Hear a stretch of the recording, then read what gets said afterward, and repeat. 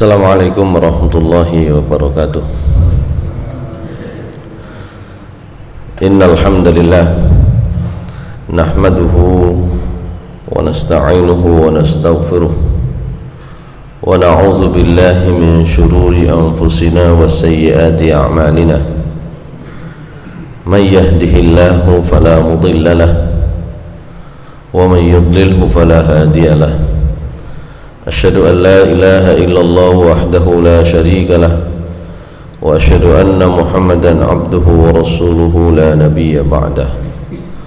Allahumma salli wa sallim wa barik ala nabiyyina Muhammadin wa ala alihi wa sahbihi wa mawalah.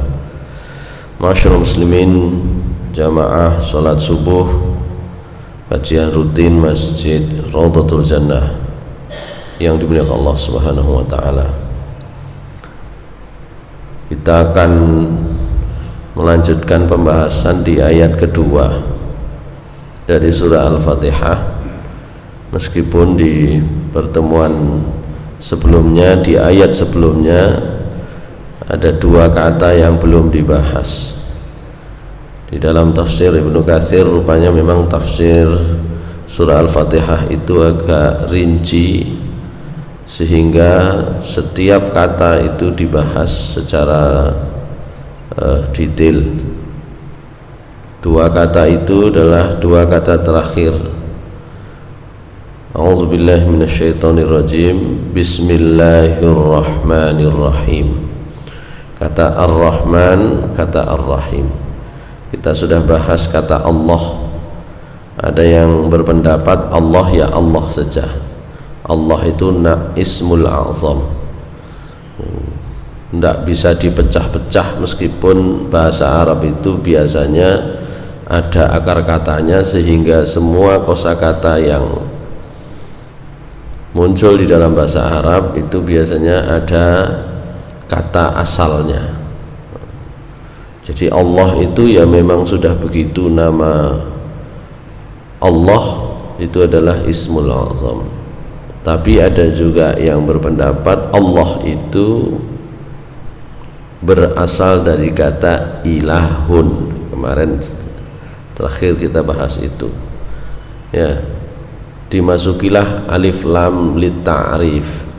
Alif lam untuk menunjuk sesuatu yang spesifik, bukan Tuhan biasa tapi Tuhan besar. Kalau mengutip dulu ada, saya sebut Nurholis Majid gitu ya, almarhum.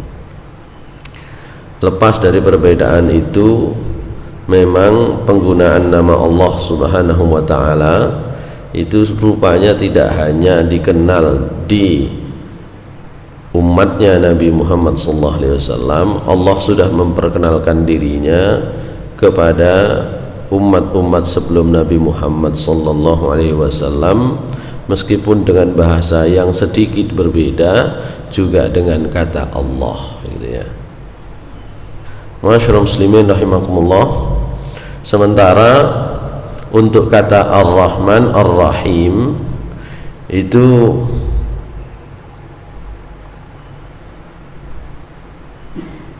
pertama pembahasannya adalah asal usul. Sama dengan kata Allah Ar-Rahman Ar-Rahim, itu dicari asal usul atau akar katanya. Akar katanya sama. Akar katanya adalah rahimah.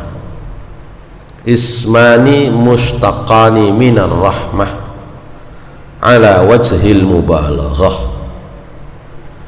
Ar-Rahman Ar-Rahim itu adalah dua isim, dua nama yang dipecah dari kata rahmah ya, ala wajhil mubalaghah, untuk menunjukkan apa namanya, kalimat itu kalau dalam bahasa Indonesia ada yang kata itu dalam bahasa Indonesia ada yang bermakna superlatif, untuk menunjukkan paling, sangat gitu ya. Jadi Ar-Rahman Ar-Rahim itu artinya sangat rahmah. Istilah rahmah itu apa nanti kita bisa munculkan di slide berikutnya. Tapi Ar-Rahman itu lebih mubalaghah, lebih dalam, lebih sangat artinya daripada Ar-Rahim. Sempat kemarin saya singgung kata Quran itu dari qara'a, ketambahan alif dan nun di belakang seperti model Ar-Rahman itu menunjukkan sangat, mentok gitu ya. Quran itu bacaan yang paling baik, paling hebat, mentok ya. Itu namanya Quran, bukan bacaan biasa. Meskipun kemudian dalam bahasa Indonesia diserap menjadi koran. Itu saya kira dari masa penjajahan Belanda dulu. Orang Belanda tetap kalau nulis Quran ya koran seperti kita nulis koran itu. Pakai K, pakai O, pakai R, pakai A dan N itu. Mereka kalau nulis Quran ya dalam bahasa Belanda sekarang ya pakai K U R A N, kita biasa pakai sebut koran itu ya. Maksudnya adalah Quran. Baik. Atau kata apa kemarin, kurban gitu ya. Ada beberapa kata yang seperti Ramadan gitu ya. Itu yang menunjukkan bahwa tambahan alif nun di belakang itu wazan Rahman itu menunjukkan lebih dalam maknanya daripada Rahim. Misalnya ada satu hadis yang nomor 2 saja yang saya baca ya. Rasulullah SAW bersabda, Anar Rahman khalaqtur Rahim wa syaqaqtu laha isman min ismi faman wasalaha wasaltuhu wa man qata'aha qata'tuhu. Saya adalah Ar-Rahman kata Allah ya. Khalaqtur Rahim, sayalah yang menciptakan Ar-Rahim. Rahim itu ya, ibu itu ya. Rahim itu artinya apa namanya? Tempatnya kasih sayang di situ ya.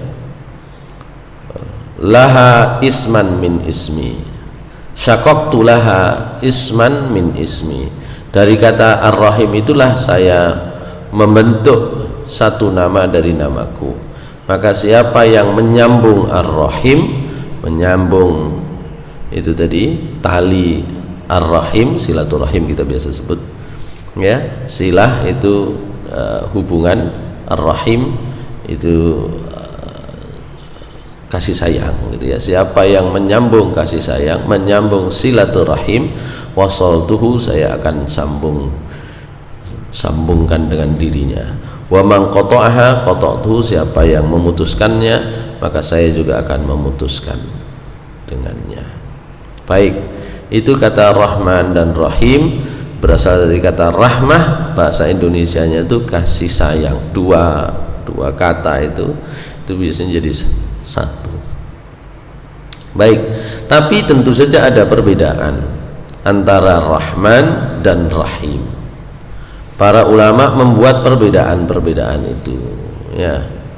Meskipun satu akar kata yang sama, tapi penggunaan Rahman dan kemudian diikuti dengan Rahim dengan bentuk kata yang berbeda tentu ada maksudnya ya, tentu ada maksudnya. Disitulah kemudian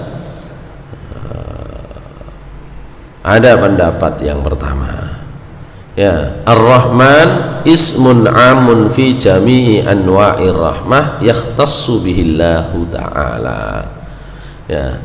Kata Rahman itu adalah nama yang lebih umum untuk semua macam kasih sayang. Dan kata Rahman itu khusus Allah Subhanahu wa taala. Khususnya di mana nanti ada di bagian berikutnya. Jadi kata Rahman itu khusus Allah Subhanahu wa taala. War-Rahim innama huwa min jihatil mu'minin.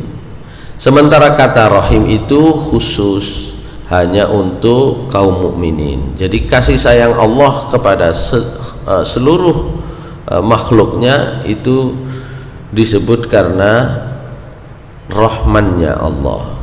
Tapi kalau khusus kepada orang yang beriman itu Allah menyebutnya dengan Rahim.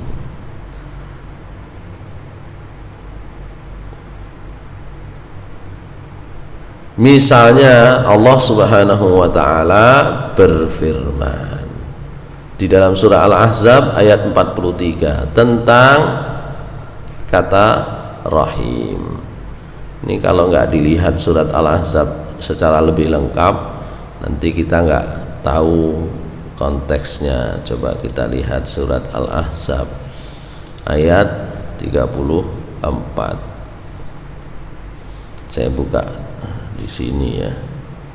Mohon maaf, ini surah Al-Ahzab surah ke-33 ayat 34 ya. 34 apa 35 keliru ya. Coba kita lihat tadi catatannya di sini. Oh maaf, 43 ya. 43 keliru. Bismillahirrahmanirrahim. Huwallazi yusalli 'alaikum wa malaikatuhu liyukhrijakum minadh-dhulumati ilan nur wa kana bil mu'minina rahima. Ini yang menjadi dasar ya. Allah dan para malaikatnya itu bersolawat atas kalian ya. Kalian siapa? Umatnya Nabi Muhammad SAW. Liyukhrijakum minadh-dhulumati ilan nur, supaya Allah kemudian mengeluarkan kalian dari kegelapan, dari zulumat kepada cahaya, kepada Islam. Wa kana bil mu'minina rahima. Dan Allah itu sangat sayang kepada kaum mukminin. Jadi ini yang menjadi dasar. Oh, kata Rahim itu khusus untuk kaum mukminin. Sifat Allah yang Rahim, nama Allah yang Rahim khusus untuk kaum mukminin. Ini yang pertama tadi ya. Ar-Rahman itu lebih umum, Rahim lebih khusus.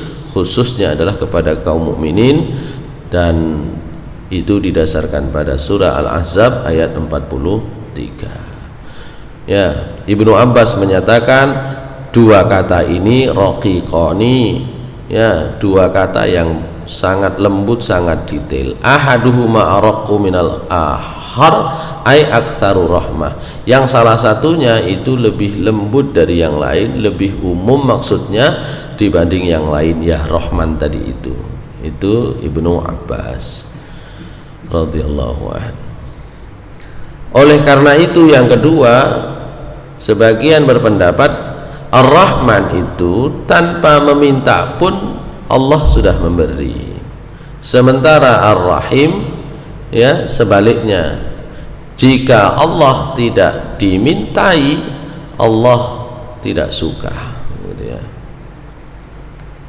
Ibnul Mubarak mengatakan Ar-Rahman idza su'ila a'ta war-Rahim idza lam yus'al yaghdab. Ya, Ar-Rahman itu maknanya kalau Allah diminta pasti memberi. Kalau Ar-Rahim, kalau Allah tidak diminta dia tidak suka. Itu seperti sabda Rasulullah SAW, man lam yas'alillah yaghdab alaihi. Siapa yang tidak pernah berdoa meminta kepada Allah, Allah tidak suka ya. Itu kebalikannya dengan kita ya. Kalau ada orang banyak meminta, wah itu semakin susah kita. Kalau Allah Subhanahu wa taala itu justru kalau kita meminta Allah suka, kalau sebaliknya justru tidak suka. Oleh karena itu dalam syair Arab, ini syair Arab, ada ungkapan la tatlubanna bunayya adama hajatan wasalil ladzi abwabuhu la tughlaqu. Allahu yaghdabu in tarakta su'alahu wa bunayyu adama hina yas'alu yaghdabu. Nah, itu baca syairnya begitu.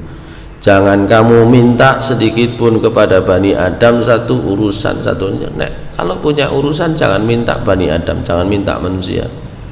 Tapi mintalah wasalilladzi, mintalah kepada zat yang abwabuhu la tughlaqu,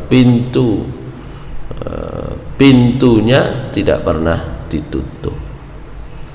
Allahu yaghdabu in tarakta su'alahu, Allah itu akan marah kalau engkau meninggalkan berdoa kepadanya, sementara Bani Adam justru ketika diminta itu marah. Itu sudah ada syairnya dalam ungkapan Arab itu ya.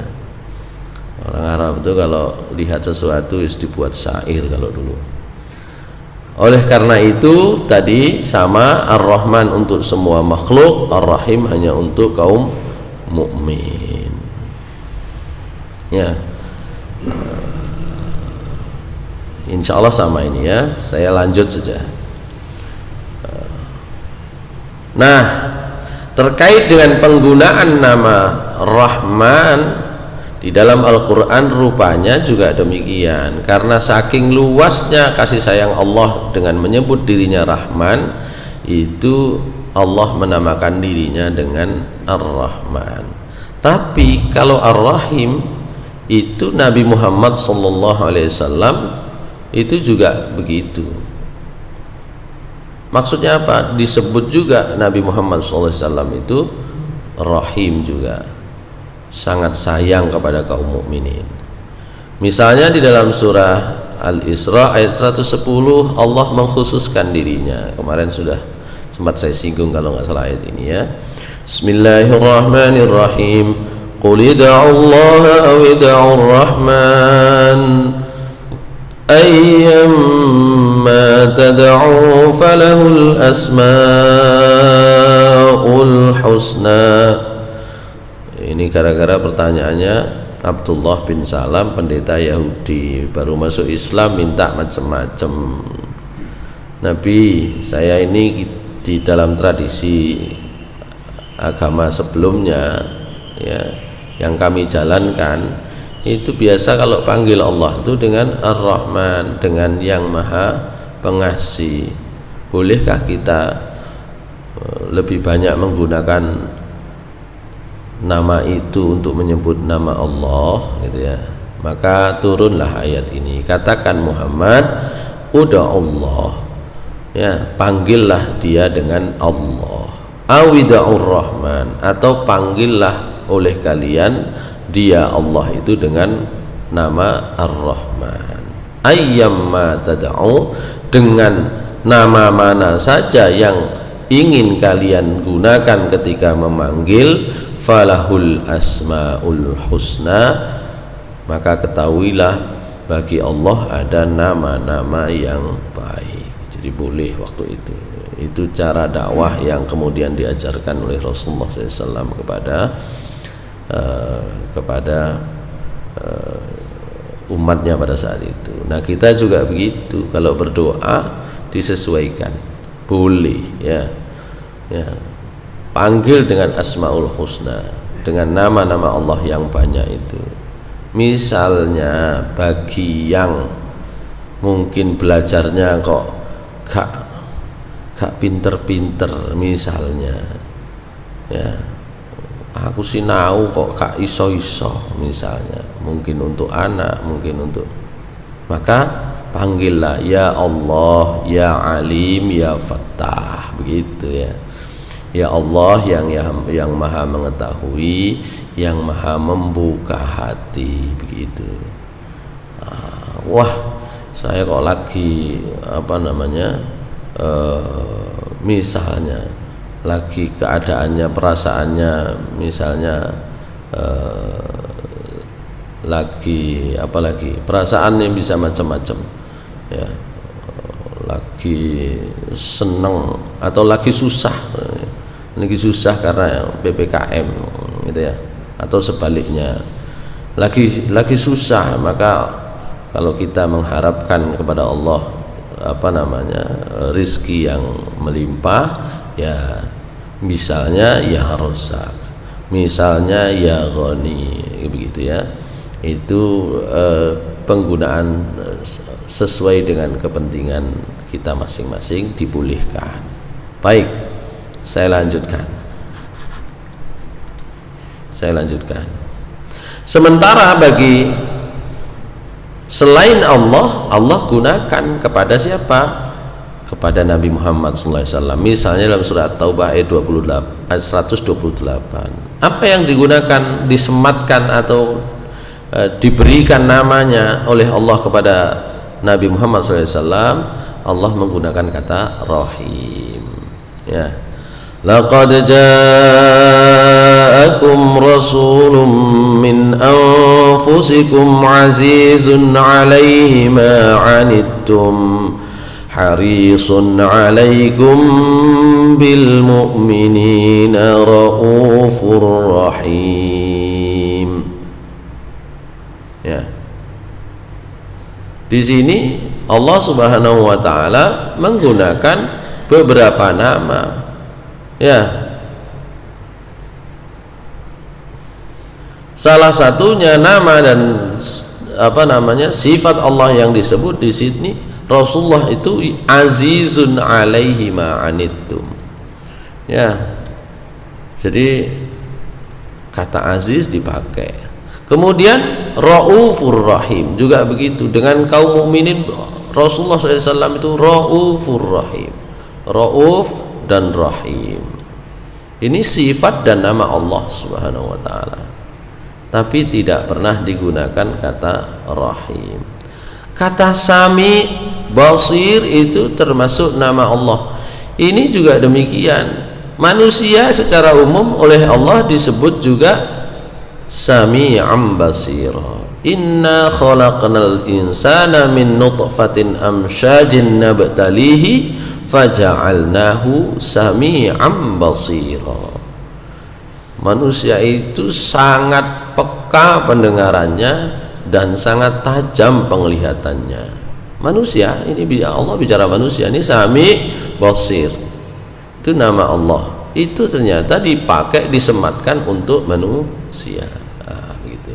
Itu dalil bagi yang berpendapat kata Rahman itu khusus untuk Allah. Kata rahim itu bisa kepada selain Allah.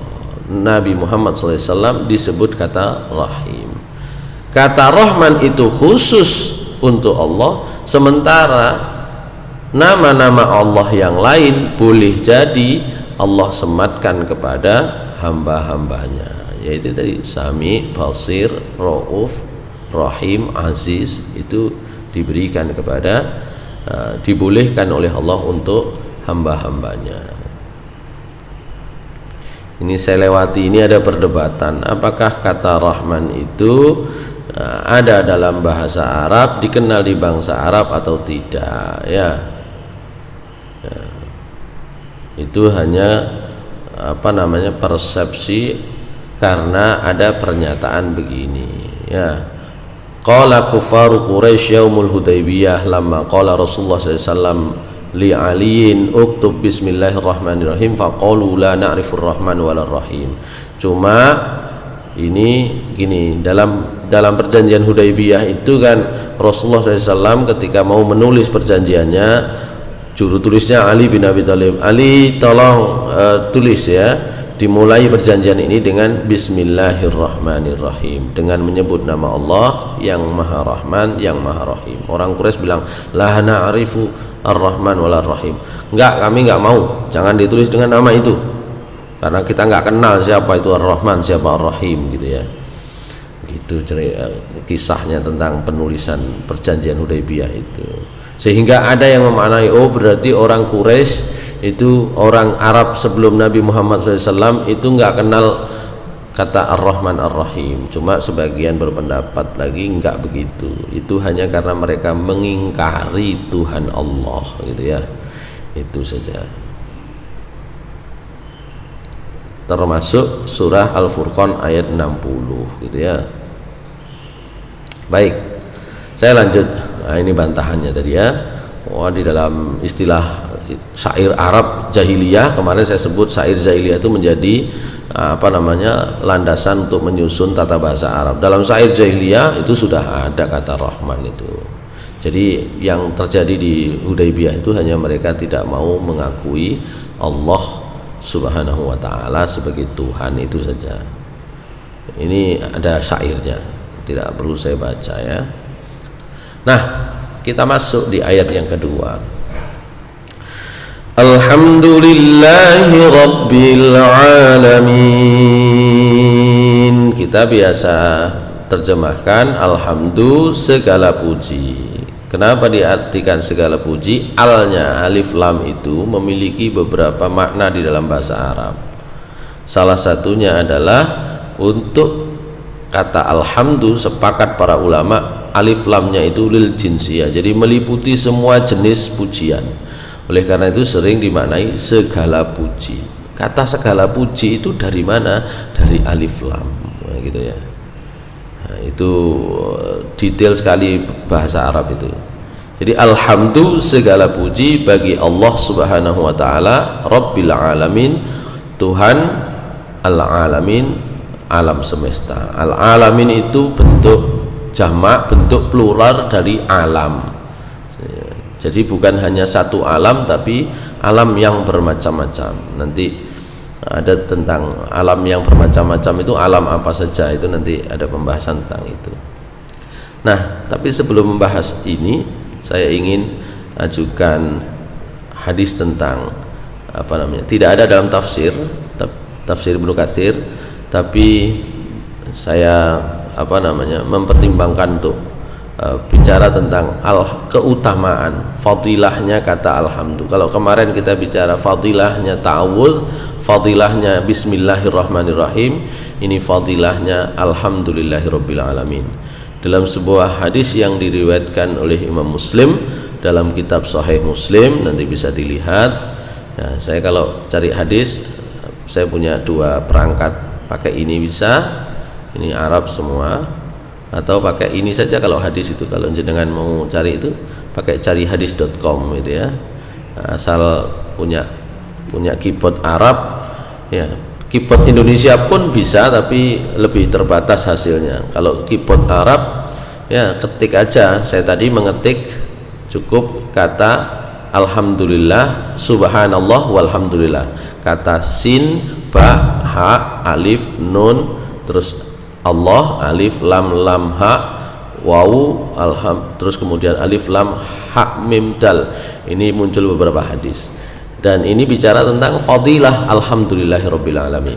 Apa fadilahnya? Rasulullah SAW bersabda, at-tahuru syatrul iman, walhamdulillahi tamla'ul mizan, wa subhanallahi walhamdulillahi tamla'ani au tamla'u ma bainas samawati wal ardi, wassalatu nurun, wassadaqatu burhanun, wassabru diya'un, wal qur'anu hujjatun laka au alaika, kullun nasi yaghdu fabayi'un nafsahu famu'tikuha au mubiquha. Kata Rasulullah SAW, tahur bersuci, at-tuhur bersuci itu syatrul iman, setengahnya iman. Bagaimana nggak setengahnya? Sholat itu kalau nggak wudu nggak sah. Jadi apa yang kita lakukan itu ya harus terpenuhi, salah satunya dengan wudu gitu ya. Oleh karena itu Rasulullah mengatakan tahur atau tuhur bersuci itu setengahnya iman ya. Walhamdulillah, sementara kata alhamdulillah, ungkapan alhamdulillah itu tamlaul mizan, memenuhi seluruh timbangan amal kita. Oleh karena itu Rasulullah SAW kan pernah bersabda begini ya, la yudkhilal jannata ahadan amaluh ya, tidak ada orang yang bisa masuk surga karena amalnya itu nggak bisa, gak nututi. Kita kerja sehari 8 jam itu bayarannya paling kathah pinten nek sakniki wong Indonesia rata-rata lah, nah, mungkin 10 sampai 15 juta misalnya. Mungkin ada yang gajinya di atas itu 25, 30, 50 mungkin ada. Tapi kalau rata-rata sekian, itu itu 8 jam itu loh. Sementara kita beribadah kepada Allah Subhanahu wa taala yang memang biasanya kita sengaja beribadah itu cuma berapa menit kan itu ya. Salat itu berapa menit. Kok mau menebus surga itu kan gak nyucuk kata orang Jawa, gak nututi. Oleh karena itu Rasulullah mengatakan la yudkhilal jannata ahdan amaluhu. Tidak akan bisa memasukkan surga amal seseorang. Wah. Ya para sahabat kan gusar, mosok niki kadung ibadah koyo ngene kok mboten saged dadi sebab masuk surga itu gimana Nabi? Wala anta ya Rasulullah, napa sampean nggih ngoten? Apakah sampean juga demikian wahai Rasulullah? Ya, termasuk saya kata Rasulullah. Illa ayyataghammadani Allahu bi rahmatin minhu. Kecuali saya sudah mendapatkan kasih sayang Allah. Itulah yang kemudian menjadi sebab kita diperintahkan untuk mengucapkan alhamdulillahirabbil alamin. Rahmatnya berupa apa? Ngene wau. Sing amale titik dilipat gandakan. Ya. Dosa dihapus hanya dengan berbuat baik setelahnya. Dosa dihapus hanya karena sakit yang diderita. Ada banyak pintu ampunan Allah Subhanahu wa taala itu. Nah, itu yang kemudian membuat kita wajib menyatakan alhamdulillah, dan itulah yang memenuhi timbangan gitu ya. Jadi alhamdulillah memenuhi timbangan. Wa subhanallahi walhamdulillahi tamla'ani au tamla'u ma bainas samawati wal ard. Sementara kata subhanallah dan alhamdulillah itu bisa memenuhi langit dan bumi. Karena itu mengapa di dalam Al-Qur'an misalnya di awal surat Shaf, di awal surat Al-Jumu'ah Allah mengatakan sabbaha lillahi ma fis samawati wa ma fil ard wa huwal azizul hakim. Apa artinya? Sudah bertasbih ya seluruh apa yang di langit dan di bumi. Karena itu subhanallah itu memenuhi langit dan bumi gitu. Jadi antara apa yang dinyatakan oleh Rasulullah SAW dengan apa yang dinyatakan Allah Subhanahu wa taala dalam Al-Qur'an itu selalu klop gitu ya, sinkron pasti. Dalam surah Al-Jumu'ah, kalau tadi surah As-Saff itu surah As-Saff ya, sabbahalillah, iya insyaallah surat As-Saff. Nah, di ayat pertama surat Al-Jumu'ah ayat pertama yusabbihu, kalau tadi itu menggunakan kata kerja lampau ya, sudah bertasbih. Kalau di dalam surah Al-Jumu'ah sedang bertasbih, masih bertasbih. Yusabbihu lillahi ma fis samawati wa ma fil ardil malikil qudusil azizil hakim gitu. Jadi subhanallah, alhamdulillah memenuhi langit dan bumi. Ya, wassalatu nurun wassadaqatu burhanun. Salat itu merupakan cahaya, sedekah itu merupakan bukti atau petunjuk. Wassabru, sabar itu merupakan diyaun. Ya. Sabar merupakan sinar ya. Artinya kalau sabar itu mesti ada jalan keluar gitu ya. Wal Qur'anu hujjatun laka au alaika. Al-Qur'an itu menjadi hujjah. Kalau kamu beriman, kamu akan mendapatkan hujjah Al-Qur'an. Kalau kamu kufur ya, kamu juga akan mendapati hujjah Al-Qur'an. Misalnya tidak beriman kok hujjahnya Al-Quran bagaimana? Surah Al-A'raf ayat 172 Allah Subhanahu wa ta'ala berfirman Bismillahirrahmanirrahim. Berapa nih? Surah Al-A'raf 172. Wa iz akhadha rabbuka min bani adama min zuhurihim zurriyyatahum wa asyhadahum ala anfusihim alastu birabbikum qalu bala syahidna an taqulu yawmal qiyamati inna kunna an hadza ghafilin. Surah Al-A'raf bukan Al-Isra, coba Al-A'raf keliru saya. Al-A'raf 172. Dan ingatlah ini ya, ketika Tuhan Allah, Tuhanmu sudah mengambil dari seluruh keturunan Adam, seluruh manusia kita, min zuhurihim, dari arah belakang mereka, dari arah sulbi mereka. Para ulama mengatakan ketika kita dalam kandungan ibu, semua sudah diambil oleh Allah apa? Sumpahnya.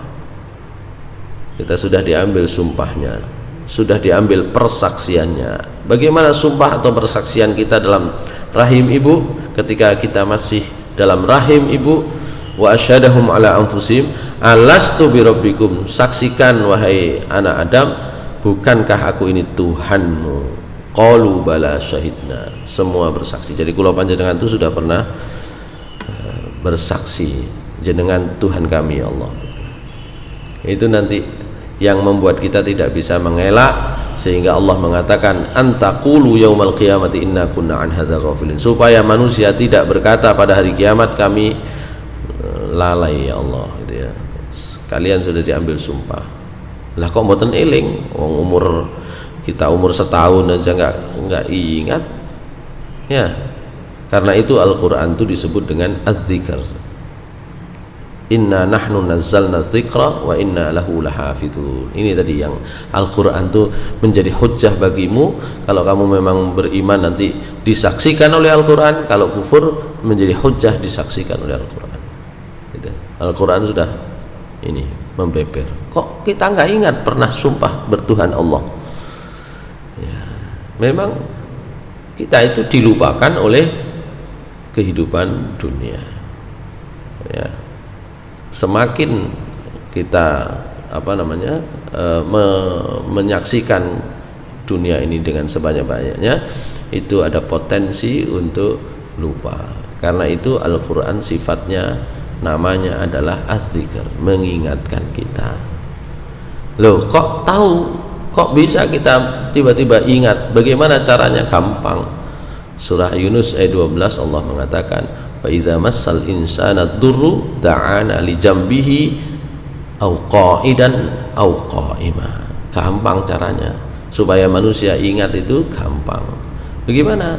Dalam surah Yunus ayat 12 Allah mengatakan, jika manusia itu ditimpa musibah, ditimpa bahaya, wa idza massal insana durru, pasti manusia akan ingat berdoa kepada kami dalam kondisi berbaring, dalam kondisi duduk, dalam kondisi berdiri.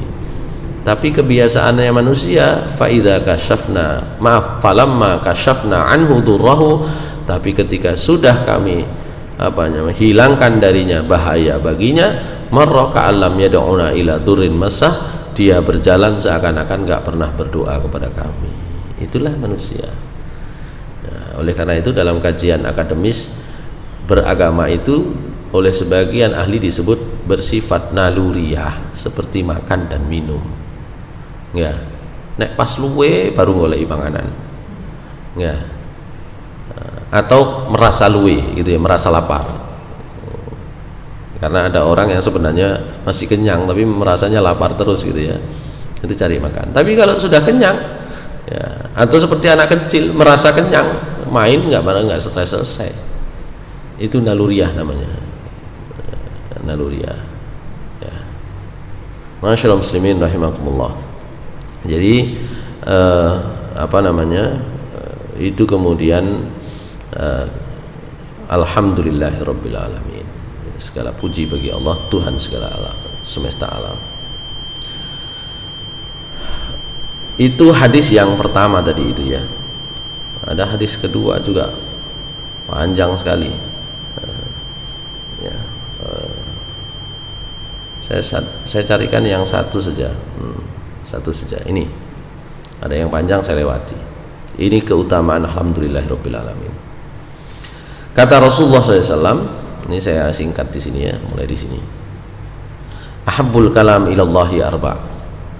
Ya, kalimat yang paling dicintai oleh Allah itu ada 4. Kalimat yang paling dicintai oleh Allah ada 4. Ini hadisnya ada di Sahih Muslim semua. Yang panjang tadi saya lewati. Kalau tadi itu bicara tentang bagaimana alhamdulillah itu memenuhi timbangan kita, ya, dan kemudian subhanallah itu subhanallah dan alhamdulillah memenuhi isi langit dan bumi dan seterusnya. Nah, yang sekarang Rasulullah SAW bersabda, ada 4 kalimat ya yang paling dicintai oleh Allah, paling disukai oleh Allah Subhanahu wa taala. Apa itu? Yang pertama subhanallah.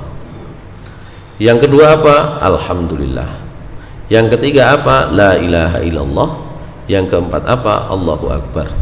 La yadurruka bi ayyihinna bada'ta wala maaf. La yadurruhunna bi ayyihinna bada'ta. Enggak masalah bagimu mau dimulai bacanya dari mana. Allahu akbar dulu, alhamdulillah dulu, subhanallah dulu, ya, la ilaha illallah dulu, tidak ada masalah, gitu ya. Tapi kalau susunannya Nabi, subhanallah walhamdulillah wala ilaha illallah wallahu akbar. Itulah kalimat yang paling dicintai oleh Allah Subhanahu wa taala. Nah, cuma di belakang ini ada pesan Rasulullah SAW ya, dalam kaitan ini hukumnya tidak haram, tapi Nabi memberi itu namanya ilat hukum. Ilat hukum itu sebab. Apa yang dikatakan oleh Rasulullah SAW berikutnya? La tusammiyanna wa la tusammiyanna gulamaka yasaron wala robahan wala najihan wala aflah. Meskipun banyak ini nama ini ya. Jangan beri nama anakmu yasar, artinya mudah. Jangan beri anakmu robahan, artinya laba, untung. Jangan beri nama anakmu najihan, sukses, najih, gitu ya.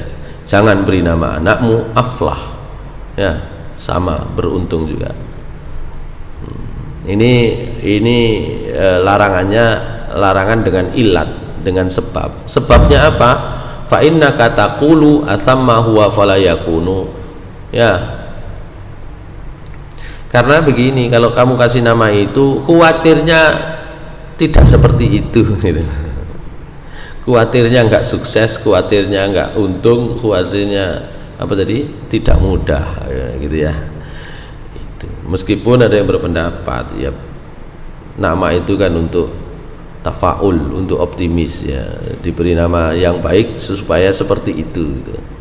Tapi Rasulullah rupanya memberi ini ya, memberi semacam peringatan, ya, peringatan seperti ini. Baik, itu terkait dengan keutamaan alhamdulillah, gitu ya. Nah, kita tambah sedikit kalau keutamaan alhamdulillah. Nah, kita tambah sedikit apa makna alhamdulillah. Menurut Ibnu Jarir itu At-Tabari, tafsirnya tafsir At-Tabari.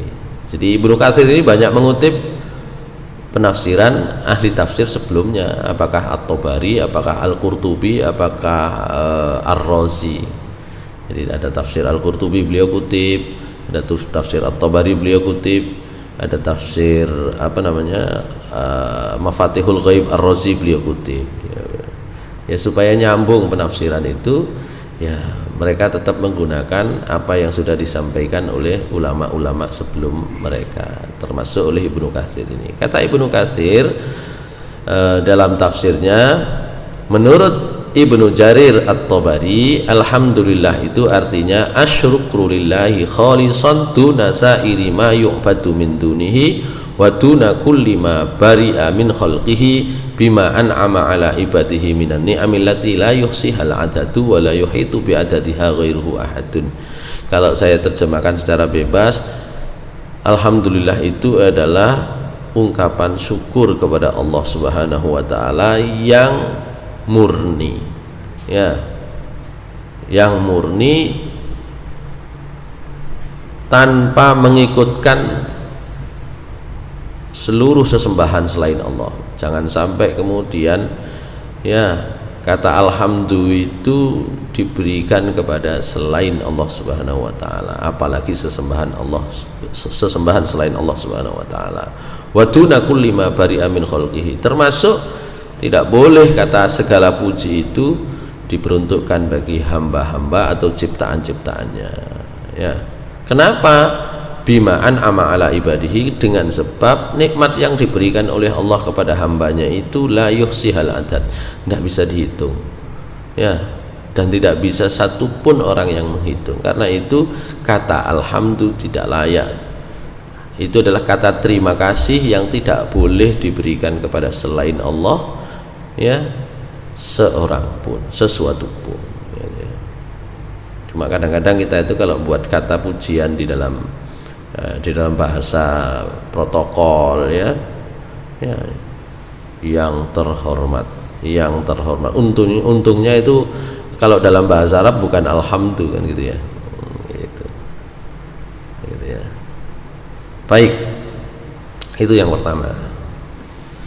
Kemudian yang kedua kata beliau, alhamdulillahi sana'un asna bihi ala nafsihi wa fi dhimnihi amara ibadahu ayyusnu alaihi faka'annahu qala qulu alhamdulillah. Kata alhamdulillahi rabbil alamin ini merupakan pujian Allah untuk dirinya sendiri supaya hamba-hambanya itu mau mengakui bahwa memang segala puji bagi Allah, begitu ya. Jadi itu semacam perintah, seakan-akan qulu, katakan oleh kalian alhamdulillah, segala puji bagi Allah. Di dalam surah Al-Fatir kan begitu, alhamdulillahi fatiris samawati wal ardi ja'ilil malaikati rusula, dan seterusnya. Jadi Allah kadang-kadang memberi contoh gitu ya dengan perkataan alhamdulillah. Nah, mungkin terakhir ini ya, apakah sama? Ini pembahasannya masih banyak sebenarnya. Apakah sama alhamdulillah dan asyukru? Nah, gitu ya. Ada yang mengatakan sama, ada yang mengatakan ada bedanya. Yang pertama, alhamdulillah sana'un alaihi bi asma'ihi wa sifatihil husna, wa qawluhu asyukru lillah sana'un alaihi bi ni'amihi wa ayatihi. Jadi begini, kalau mau dibedakan, kalau dalam bahasa Indonesia artinya sama, alhamdulillah segala puji bagi Allah ya, atau puji syukur hanya kepada Allah, begitu. Tapi ada yang membedakan ya. Kalau alhamdulillah itu sampean gunakan, kan kita sering ya, alhamdulillah wa syukrilillah wala haula wala quwata illa billah, begitu kalau membuka ini ya. Kalau kata alhamdulillah, gunakanlah untuk memuji Allah dengan sifat-sifatnya, nama-namanya yang sempurna itu. Tapi kalau asyukrulillah, gunakan untuk apa namanya, nikmat-nikmat Allah yang sudah diberikan kepada kita. Jadi kalau memuji Allah karena nikmatnya, kita diperintah menggunakan kata asyukrulillah. Tapi kalau apa namanya, memuji Allah untuk sifat-sifatnya yang maha agung, Allah sifat-sifat dan nama-namanya yang sempurna, yang maha agung, maka kita diperintah menggunakan kata alhamdulillah. Itu bedanya alhamdulillah dan asyukru ya. Yang kedua, anna jami'a ahlil ma'rifah bilisanil arab yuqi'una kullan minal hamdi wa syukri makanal akhar. Jadi kalau ahli bahasa Arab secara umum ya biasa pakai kata alhamdulillah untuk asyukru, kata asyukru untuk alhamdulillah, saling mengganti, tidak ada masalah ya. Tapi Ibnu Abbas menyampaikan itu yang kedua. Kalau yang pertama beda, kalau yang kedua sama. Tapi Ibnu Abbas mengatakan alhamdulillah kalimatu kulli syakirin ya.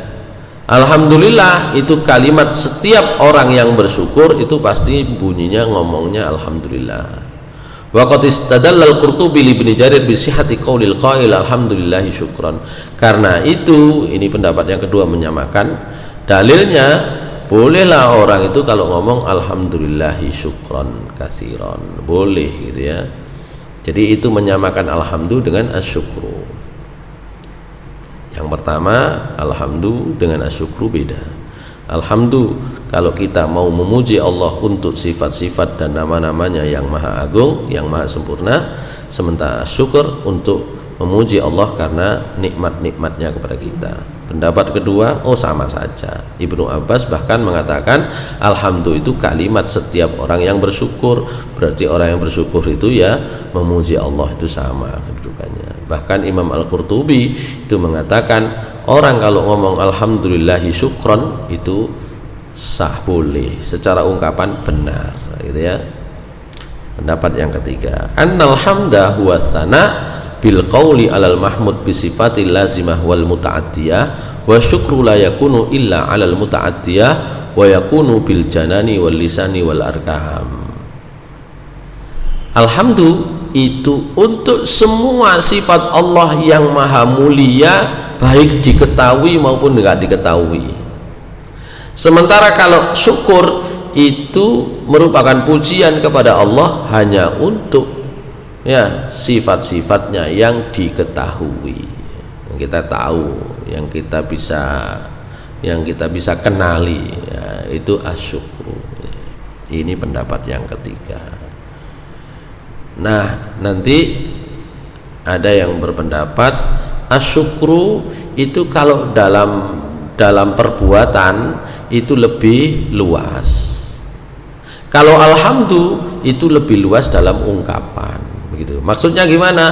Asyukru itu meliputi ya perbuatan, ya ucapan. Kita bersyukur itu loh. Itu ya dengan perbuatan, ya dengan ucapan, ya dengan hati. Itu syukur. Kalau dalam pelaksanaan asyukru itu lebih luas. Itu pendapat berikutnya itu nanti ya. Ini tadi. Ya, dari segi ungkapan verbal alhamdulillah lebih umum. Kita kan jarang ngomong asyukrulillah gitu ya. Yang paling sering alhamdulillah. Dari segi ucapan ungkapan verbal. Ya, dari sisi retorika lebih banyak, lebih umum, lebih luas dipakai kata alhamdulillah. Itu ada dalilnya dalam dalam syair Arab. Ya, nggak pernah misalnya ya syakartuhu gitu, nggak pernah. Ya.